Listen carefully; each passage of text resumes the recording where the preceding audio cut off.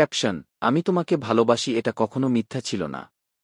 এটা ছিল তোমার প্রতি আমার প্রেম, মায়া এবং ভালোবাসা। আমি তোমাকে চেয়েছি যেমনটি করে একটি মানুষ মৃত্যুর আগে বাঁচতে চায়। কখনো কি বুঝতে পারবে আমার এ অসীম ভালোবাসা? না, বুঝতে তুমি পারবে না।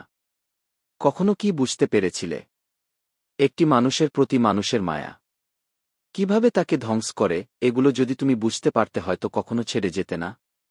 কখনো কি ভেবেছিলে যে তোমার অভাবে কেউ একজন মন খারাপ করবে, বিষণ্ণতা অনুভব করবে, নিস্তব্ধ নিঃসঙ্গ জীবন পার করবে?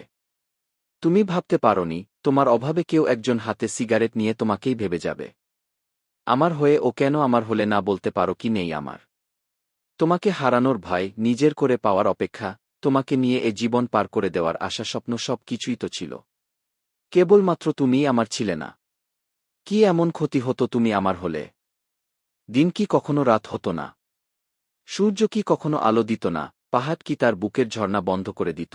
কি এমন ক্ষতি হতো যার জন্য তুমি আমার হওনি বলো? ক্ষণস্থায়ী এ জীবনে তোমাকে পেলে আমার, অথবা তোমার কি এমন হতো? আক্ষেপ অপেক্ষা আমাকে ভাবায় কি থেকে কি হলো। আমি জানি তুমি ভালো আছো, তবে আমি কেন ভালো নেই?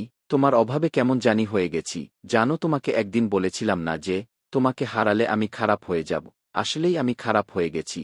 তুমি কখনো বুঝতে পেরেছিলে যে তোমার অভাবে একটি ভালো আসলে আমি ধূমপান করে তোমাকে ভুলে যাওয়ার চেষ্টা করি? তুমি কি জানো এটা আমি কখনোই পারিনি, বরং আরও বেশি মনে পড়ে তোমাকে। পরিবার, আত্মীয় স্বজন, বন্ধুবান্ধব, সমাজ আমাকে বলে ভুলে যা ওকে। কি সাংঘাতিক কথা! আসলেই কি তোমাকে ভুলে যাওয়া সম্ভব বলো?